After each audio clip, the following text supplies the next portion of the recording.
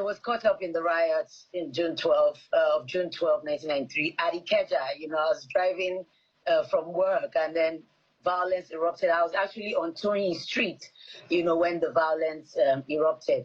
But let me say that Dr. Usman Bugaje encapsulated everything that I wanted to say. I was just clapping where I was. I was giving him a thumbs up as I listened to him.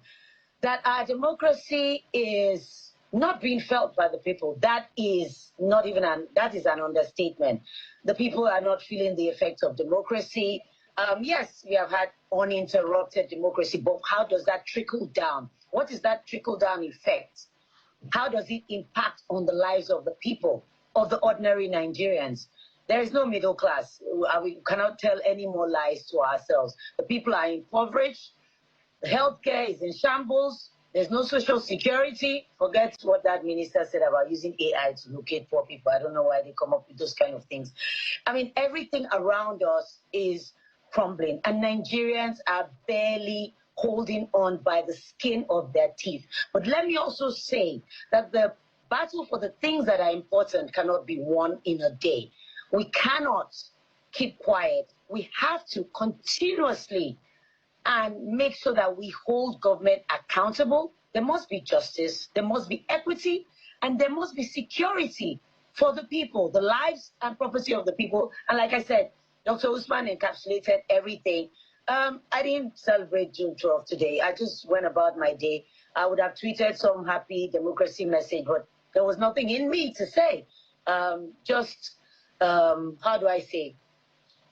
A dull feeling of something that hasn't really actualized, something that hasn't come to fruition, something that is dwindling, but with a hope in me that we will have a country to live for our children, and they will have something to build on. If a democracy cannot provide for the people, I think it has lost the moral credibility to be there. What is it for? What is the purpose of government? The purpose of government, and the Constitution is very clear on that, is to provide for security and welfare of the people. Ask yourself, where is the security? Where is the welfare? Where is the comfort that we are supposed to get from that? The per capita today is $877, which is the lowest since 1960. Isn't it a disgrace? Isn't it a badge of dishonor for the Democrats, or I would say for those politicians in government, that they have brought us to this level and they are still talking about democracy? So I really think, Sheun, we have to go back to the fundamentals. It's no longer this discussion of whether you have created this or that. And I feel there is a total disconnect between those who are ruling and the realities of society. In your last statement, the last words, you did make that very important point. I want to repeat it here, that it looks like the President Bola Tinubu has been completely encircled by sycophants. They don't allow him to see the reality. They don't tell him the truth. But if he were to know the truth, if he were to be in a position to know what is really happening in society, he would be ashamed of himself. Because as far as I know, for what I know him, I never thought he will allow such a situation. And he's now there wallowing in the comfort of the villa, talking in ways that show that he does not even know what is happening in this country. If he knew, he would not be doing the kind of thing he's doing now. So honestly, Sheun, we have to go back to the fundamentals. Right. Tell me, what is democracy all about? Henshaw and Usman Bugaje both captured and encapsulated the plight, the pains, and the sufferings of Nigerians. What is the trickle-down effect of democracy that we as Nigerians are feeling? What? We don't have security of our own lives and our properties. There's no good schools. There are no good roads. There are no hospitals. No basic amenities. No social security for us. Every basic thing that a government should provide, this government has failed. Even according to their own manifestos. The one thing they've done very well is to be more corrupt and blatant in their corruption. It's very clear. This government, first of all, take the budget padding thing that happened. So as we look at the democracy of the 2025 democracy, the celebration, the idea that these people are thinking that they're moving Nigeria in the right direction while they're stealing from us in our faces. It tells you where we are and the price people paid to have Nigeria become a democratic nation.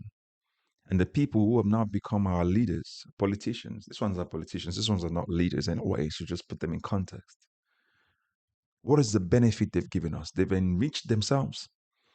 People who have nothing to show before become politicians, all of a sudden they become rich. They're not wealthy because they're stealing.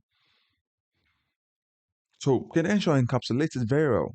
Our democracy is not felt by anyone in Nigeria. There are no middle classes in Nigeria anymore. There's just the rich, the poor, no middle class. And again, she said it's an understatement. Where is the healthcare? Shambles. Our president can fly out of the country to go to another man's country to go get treated. Nigerians die in the hospitals every day. Nigerians on the road traveling, accidents happen. They go to the hospital will not admit them because they don't have the facilities. No regulations, no social security. Our society is not an equitable society. Our society celebrates criminals. And our politicians are the criminals because they've stolen from us so much, so their value is about how much they can steal. They have a competition as to how much they can steal. So that idea that he's encircled himself as well with sycophants, that's not just completely correct. He did that on purpose because he needs those people. He knows this is Nigeria. He needed those people around him. And they will tell him exactly what he needs to hear. This current government, in everything that he copied and pasted from the Hope 93 agenda and renewed it and renamed it as a renewed hope, he's failed in all of them. Every single thing is done. He says he wants to reduce corruption. At least that one he done very well by making it better by, being more corrupt. Look at the budget padding thing. Being more blatant in their corruption. Everything he copied and pasted. I said this before. Check my previous videos. You'll see I said it. That when you're not the original conceiver of an idea, and you don't have the ability to execute them, you'll just be failing. And that's why this government has failed, because all the ideas they copied and pasted from the Hope 93 MKO Abiola agenda, he's not been able to execute them. Even the ones that he stole from Peter Obi and all the maybe Shora and all that, he's not been able to execute them because they don't have the capacity to execute those. But again, Kedenshaw said something that I want to also emphasize to all Nigerians. We can't win this battle in one day. This battle of a fair and egalitarian and equitable society, our nation, cannot be won in one day. They have a tight grip on power. That's their most important part. They want to stay relevant by sticking to power. They have no other thing they can offer Nigerians. But authoritarianism, that's the only thing they can do. So we have to also make sure that we continue to tell everybody and sensitize other Nigerians as well that this push for better Nigerians for you and I, not for a select few. It's for everybody. We want our children to be proud to be Nigerians. And we must continue to hold this government accountable, including the National Assembly, our lawmakers across the federal level and the states as well, all the way to the local government level. So they ask, where's the security? Where's the welfare? Where's the comfort that we should get as the trickle-down effect of democracy? We cannot find it. Why? Because the criminals are in power. Again, like I said, we want that egalitarian society. We want that society that is fair to me, you, and every one of us. We don't want this government to keep imposing itself on us in areas. We want that when we speak up, the government is afraid. See, a government that is not afraid of the people will take the people for a ride. And that's what has been happening in our country. We've been taken for a ride for so long. And we mustn't allow that anymore. We have to speak up. You have to speak up. So Kedenshaw is right. This Nigeria that we're living in today is on purpose run the way it's running right now because they can pass Nigeria to their children. They're talking about Tinubu coming to be governor of Lagos. You can see how they've arranged it to be more like a monarchy. How they can, enthrone themselves and their friends and their cronies and now their children to become our leaders. So you and I have to wake up. We don't want anybody telling us they're kings over our nation anymore. We want to have a society that is fair. We have equal stake in the country, where our voices matter, where our leaders are afraid of us, so that when we speak up, they will go and do what we want, not what they want us to do for them. So don't hold back anymore. Speak up. 2027, I've often said on this channel, is the fight for the soul of our country. We need to make sure that we make our voice be heard. Make sure we make the government be accountable to us, not to themselves. Just like Bola Tinubu tried to do by running to France to say he wants to go and assess his government from France. He left an entire Nigeria that is bigger than France to go to France to want to assess himself. Can you see that? So again, put your comments in the comment section. Let us know what you think about what Kate Henshaw said and Dr. Usman Bugaje said as well. And also don't forget to like, share, and subscribe to this channel, and also recommend this content on this channel to others. I'll catch you up in the next video. God bless you. Bye-bye for now.